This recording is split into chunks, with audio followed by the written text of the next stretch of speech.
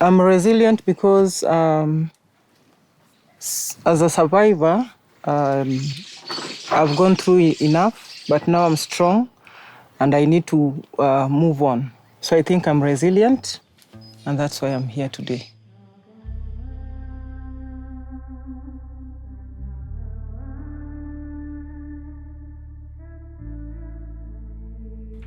In life, everyone is on a journey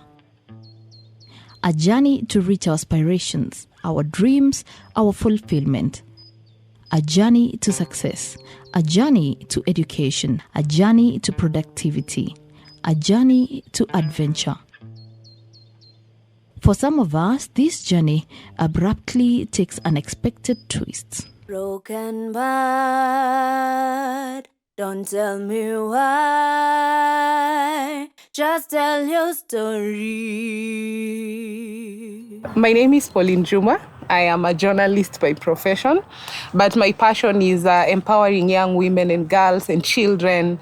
I love storytelling, and I write a lot of poetry when I'm depressed. I'm Jane Alfayo, a mother of 3. My name is Johnston Abwao. I am currently working as a finance officer for Rebirth of a Queen. My name is Lorraine Onginjo. I'm a survivor of sexual and gender-based violence. Naitwa Amelia Kenye, aka Mama County. Natoka Mkuru kwa Njenga. My name is Victoria Tieno, a survivor of sexual violence. My name is Wangu Kanja, founder and executive director of Wangu Kanja Foundation.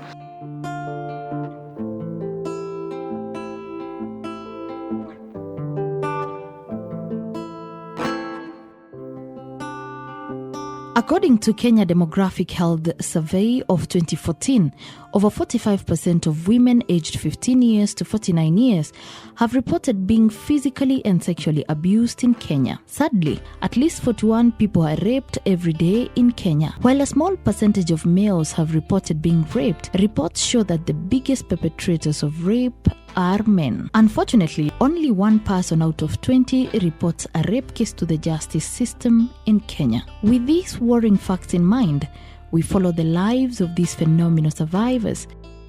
Back in 2009, I was raped. Tulikuwa tumeenda Dunda, stima ikapotea, tukaseek refuge wasichana wa 4. So kwenda kuseek refuge kwa police station, au mapolisi ndio wakaturape. I was 14 years old, and I had a friend whose name was Sarah. Sarah told me to visit his friends. Up to now, sijai understand whether Sarah was in that story ama hakuwa, cause sijai interact na yeye ever since that day. One day my best friend told me, is it okay we go help my brother to wash his clothes? That is the day I was gang defiled by 4 men. So for me, I was being punished through defilement for going to school and for helping my friend. I had this man who really abused me in the relationship. The only time yenye alikuwa anataka kuwa close na mimi ni saa zile anataka ku have sex na mimi. So most of the time alikuwa na use force. As we come together to condemn the rising numbers of cases of sexual violence, there's need to verify the facts relating to sexual violence in Kenya, resulting from myths, deformation, and distortion of fact. This process will allow for proper dissemination of appropriate and correct information, including measures put in place to support survivors of sexual violence. I spoke out 7 years later, when I was 23. But for 7 years, I was surviving. And the reason why I really don't like it, I don't have good terms with the word survivor, because I survived for 7 years. It happened to me a very long time ago, that is 1991. But it was a rape case by somebody that I don't know, because it was dark. But I only came to open up in 2016. And that is after engagement with different people, especially on activities that were led by one of the justice centers. So through that, I came to know Wangu Kanja Foundation. I went through rape in 2002. through a carjacking incident, and from the challenges that I faced during that time, informed the establishment and setting up of Wangu Kanja Foundation to support other survivors who might be going through the same challenges that I went through. Mimi sikuwa najua kitu kama survivors. Mimi Wangu Kanja walikuja wakatufunza about GBV. Ukiwa rape tunaenda OC, unaenda polisi, unakuja kwao. Kama huwezi enda OC, kuja kwetu Ruben Center, tukupeleka OC, tufanye nini. Mimi sikuwa najuanga story na survivors ama nini ama victims. 294 nilituma message, wakanipigia. Tuliregister alafu nikatuma message help, wakanipigia. So wakaniambia tuko hapa Ruben Center, nikaenda. Huyo ndo the first person ku open up. So from there we went through the processes of healing, psychosocial support, but we couldn't go for the medical checkup because of the time that has expired. Efforts towards sexual violence prevention and response have improved over the years thanks to different actors, both state and non-state. Hiyo story ya part ya sexual violence sijai share in public. Community walikuwa wanajua huyo chali alikuwa ananipiga. Hadi wao walikuwa wananihurumia juu ya kupigwa. But hawako wanajua the inside. Walikuwa tu wanajua hiyo ya kupigwa juu. Obviously unajua ukipigwa utapiga nduru, utaitana hivyo. But hiyo ya sexual sikuwahi zungumza na mtu.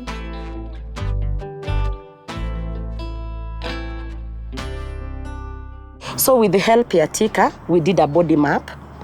That was my healing process, by the way. We were told in each and every part of your body, just write any scar, any pain, any color that symbolizes the pain that you went through, any color that symbolizes your healing process. So through that body map, I can tell that's where I healed, because from that day I can stand in front of people and share my story. Women, girls, boys and children are not only the survivors of sexual violence, some men are also survivors of sexual violence. I wouldn't really remember the first time it happened, the exact year, but it's someone that I knew. It was a lady, but the worst case would happen in 2013. I met a friend and I don't know, but it spiked my drink, and the next minute is I'm waking up in the same bed. Your wings are broken, but are you willing to rise and tell your story? Started making a lot of effort in 2017. I realized I was getting old, so there's no one who was going to stand with me because I hadn't shared my story with anyone. In fact, this could be maybe the third or fourth place I'm sharing my story. It is hard to tell for your family what is happening, because what you see, it is going on to other people. Because once nikianza kusema, there's some people, I always keep quiet with what I'm saying. Out and I mean, they never believe me, especially my family. Kitu kifanyika, they end up studying my name everywhere there. Come out of hiding. I want you to Wanaume wanasuffer in silence. Wanaendago sodomy. But again, mapolisi ni wabaya. Mwanaume akienda kuriport anaambiwa, "Ai, kwani wewe ilianza aje?" Kwa African belief, tulilelewa tukijua wanaume ni watu wenye hawafai kuumia. Wanaume wako na ile uwezo ya kuishi vile wanataka, ile maisha. Yani wanaume ndio heads. So hawafai kuumia. Hata wakiumia hawafai kuongelelea kwa sababu wao wanaweza stahimili. What if you don't believe men can be raped? Even if you go to the police station, they can say, when ni umbu atakataka, mwanaume gani zako, huwezi pigana na mwanaume zako. They just abusing you in different language. I want you to shine and tell your story.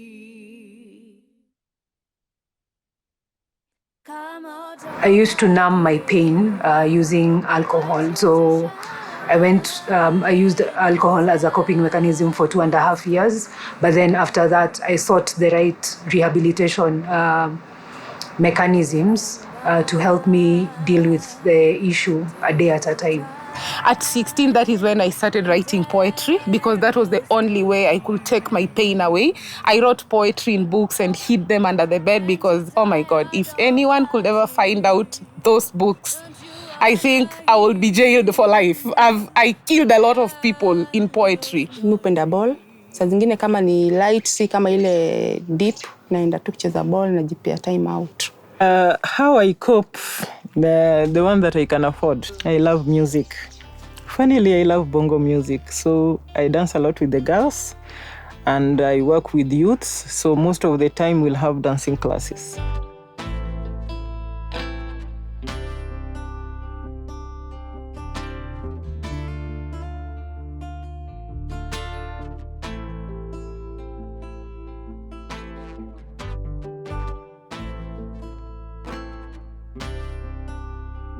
Challenges dealing with people who face sexual and gender-based violence ni a number. One, kwanza cases za watoto. Wazazi kukuwa compromised na perpetrator. More children are being abused now than before. And we don't have the best referral mechanism. Kumbe madhe walienda na familia za kina kijana wakaongea wakasema, let me not share it with anyone else because watafungwa ama tumalize. Little did they know that I was pregnant. Kama the other day nili rescue kasichana kenye karidifailiwa na kakawekwa mimba.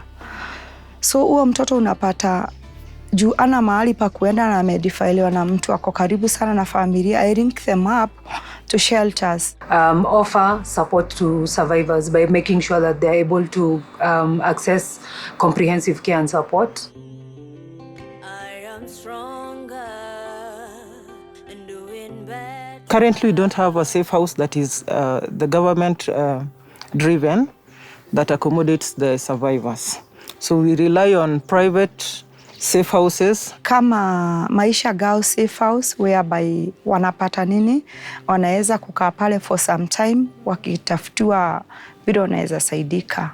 Kama mimi nikirescue mtoto sifai kulala naye kwa nyumba yangu, the law says that anything is happen na mimi nifungwe. Ukipeleka mtoto police station, hawana mattress, hawana diapers, hawana nini. Mimi hata mimi ushangaa mtoto analala wapi hapo. Na the only safe house tuko nayo huko Mukuru ni Shofco. Na Shofco saa zingine yuja. Juu pia wao wanachukua wamama wamepigwa. Wanachukua wote. Gender based violence na sexual pia wanachukua wote. So unapata kitambo wa release maybe mtu ndio achukue huyo mtu atakuwa amekaa police station 2 days na sijui vile anaishi hapo. Unashika. Let's hold the perpetrator accountable and make sure that the survivors is able to access justice in a timely manner. Cases zetu zina take long. Mtu yali difailiwa akiwa sijui 13 years, anafika akiwa anapata ID kama kesi yake inaendelea, surely. The only way we are able to do that is working with that person so that we help them claim their dignity back. Juzi vile kumebomolewa, hakuna maji. Unapata mtu unalala bila maji hauna, water vendors wanataka ku have sex na wewe. Wewe ni survivor, mtu yeye anakulilia, what will you do? Wamama wengi there's cases of sex for water. Uko Mkuru, there is a group ilikuwa imekaa, you sell yourself for 20 shillings so that you can get something to give your child. One of my friend pia, mamake alikuwa na to exploit kwa sex work cause sasa hata hakuna mali unapata usaidizi, you believe that 20 shillings inaweza kubaia sabuni. As we come together to condemn the rising numbers of cases of sexual violence, there is need to verify the facts relating to sexual violence in Kenya, resulting from myths, deformation, and distortion of facts.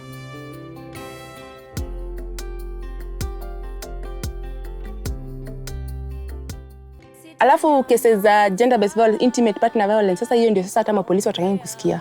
Ilifika time hadi alikuwa anataka kulala na mimi nyuma. So hii ikakuwa ni shida kubwa sana na ikakuwa hiyo violence imezidi na alikuwa amezoea sana kuniforce kwa rape, kwa sex. So mostly alikuwa anani rape nikiwa tu kwa hiyo relationship. I'm also a paralegal, GBV paralegal attached to cover as much as I volunteer with Wangu Kanja. Tulitrainiwa wakaona cases za intimate partners ziendi mbele kwa nini? Mi ni mara mingi sana nilijaribu kutolewa, but nilikuwa naona hawa watu wenye wanataka kunitoa hata hawanipendi. Kwa nini hawataki nikuwe na huyu? We all, as paralegal, we link the victims with the justice. Sisi si lawyers. So unamtake through the referral pathways. Enda OC, andikiwa nini, enda police station, chukua OB nini, kesho. Mwanaume anakuja anashikwa jioni kesho.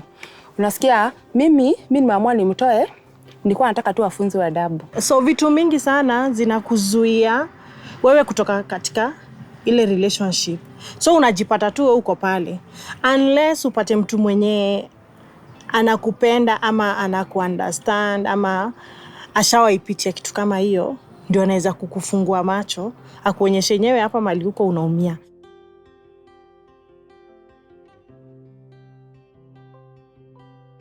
The economic burden that sexual violence brings to communities and the world in general is alarming. Survivors of sexual violence sometimes have to pay for services out of their own pocket, while on the other hand, the public pays through provision of services to them and their significant others. Businesses lose money through employee absences and sexual harassment suits.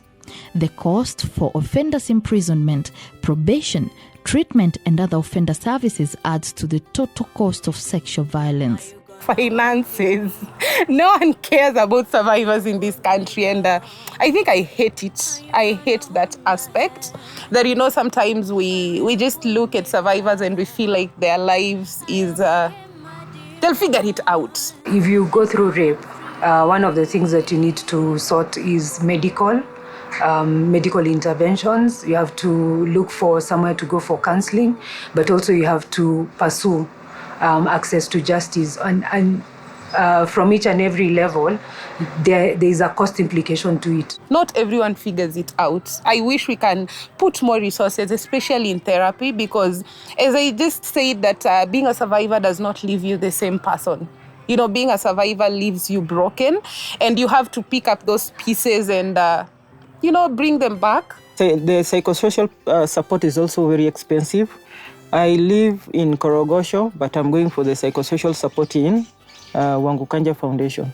So at times, somebody does not have transport all the way from Korogosho to Mukuru. If it's a child, the financial burden goes back to the family entirely.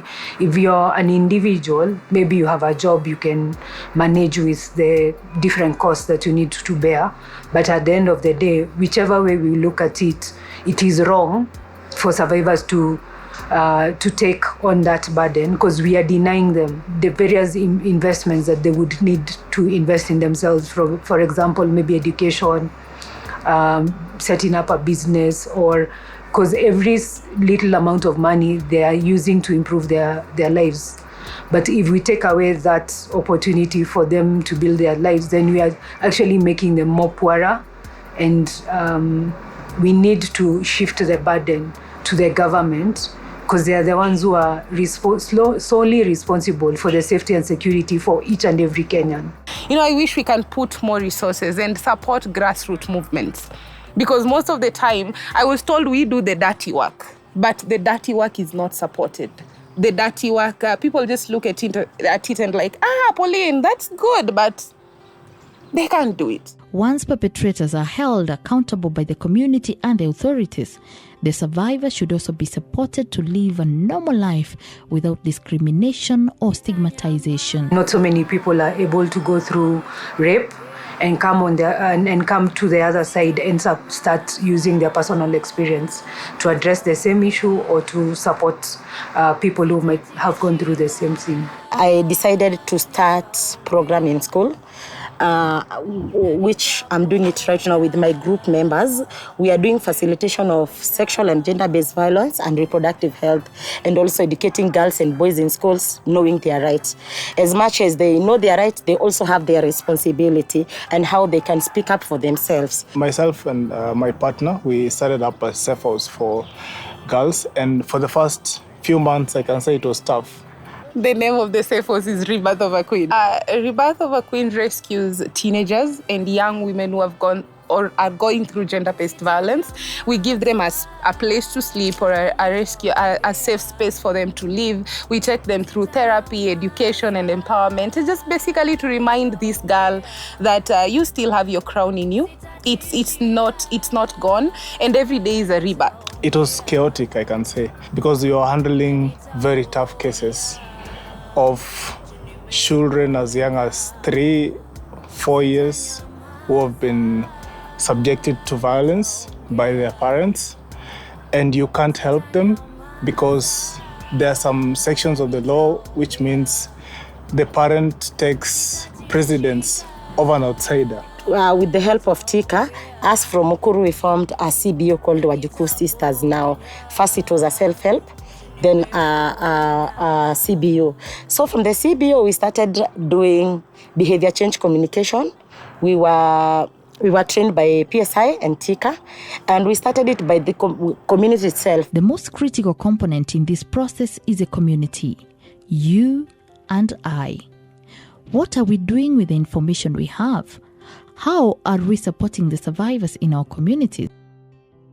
For sexual gender-based violence, I volunteer for Kanja Foundation, but I co-convene the survivors network in Nairobi, and here we work with all survivors. So in Nairobi, we have survivors as in representation in the sub-counties up to the wards. So anything happening in the ward, we'll definitely know because there's a system that we use to communicate. Sasa niko na organization inaitwa Women in the Grassroots Uprising. The main aim ya kuanzisha hii organization ni hiyo kuset hiyo a very safe environment kwa wanawake na pia platform where they can come discuss their issues, look for solutions. Unajua kuna changamoto mingi sana wanawake wana face. Sexual violence, economical violence, kuna GBV zenye ziko pale mashinani. So in Wajukuu Sisters, first kabla to change our name kwa community, ili take time community to understand. Sisi si wale wademu wa bambambao, sisi ni another girls, si wale girls kwa mezoea. Kanja Foundation is an organization, a standalone organization that convenes, that brings together survivors of sexual violence under the Survivors of Sexual Violence in Kenya network to amplify their voices. Because most of the time what happens is we don't listen to survivors during developing interventions or engaging them, especially when people want to understand what are some of the consequences of sexual violence. In 2015, that's when I think Wangondi alikuwa ameintroduce SITA KIMYA Mukuru. I went in a forum in Mukuru ya Kanja. That's when I believed that it's not only me. Behind every curtain there is a story to tell. Even old women wanarepiwa. Sexual violence has not spared the elderly in the community. In 2021, a 45-year-old man was found to have raped his 90-year-old mother as she slept in Makueni County. This raises serious concerns about the elderly who live alone. Kai, mimi naona future yangu iko bright. Unajua kwanza niko na watoto wengine. You know, in tough days, I look at the girls in our safe house and I look at them sharing their dreams, and I have a girl who wants to be a doctor. I have a girl who wants to be a journalist. I have a girl who will tell, I want to be like mommy when I grow up. I want to empower people and I want to show love to people. I have a girl who wants to be a pilot, and I have a girl who specifically wants to go to Harvard University. I don't know what she wants to go do, but she just wants to go to Harvard University, and by that virtue, one day I'm going to attend Harvard University for a graduation. That is what makes me happy. I'm looking to having more projects in communities where men are able to talk through the Men Gauge Forum. Nataka tu kuwa na future yenye iko free from violence against women and children. those CBOs like ours, Wajuku sisters, if we can get at least someone who can mentor us, a consultancy, tukue kama other big organization. We have a consultant, we have a mentor, we have someone who is funding us do our work. I think we can go far and we start our own safe house. Are we whistleblowers when these crimes occur, or are we silent bystanders? Community action leads to a transformed society. It's also high time that we start engaging the perpetrators positively. Everybody has a role towards the process of having the best communities. We have the church playing its role. We have the schools playing its role. We have our parents to play their role. And we have every single person in this process. So I think if we engage all and we have the media playing their role positively, I think we are going to make it. Let us all arise and stamp out all forms of sexual violence by calling out the perpetrators in our homes, our schools, our churches, our workplace, and the community. A resilient survivor is someone who is able to cope with whatever has happened by finding sustainable means of survival. Resilient survivor ni mwenye ha give up. Mwenye anaweza speak out. As a survivor, I've gone through enough, but now I'm strong and I need to move on. I guess I need to have a perfect definition for resilience because I'm more than resilient. Just by waking up today, I've conquered life itself. Yeah. Resilience means anyone who can go through a traumatic experience or a violation and they go past their violation or their traumatic experience to support other people or to address the issue that they were affected with. This is my message to all the survivors. No matter what you've gone through, you have to get back on your feet and provide for yourself or for your family.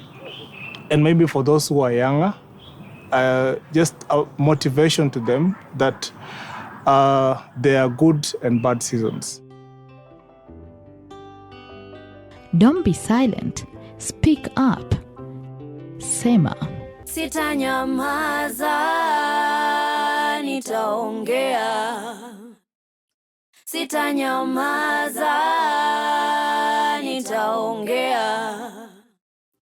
Sitatishika, nitaongea.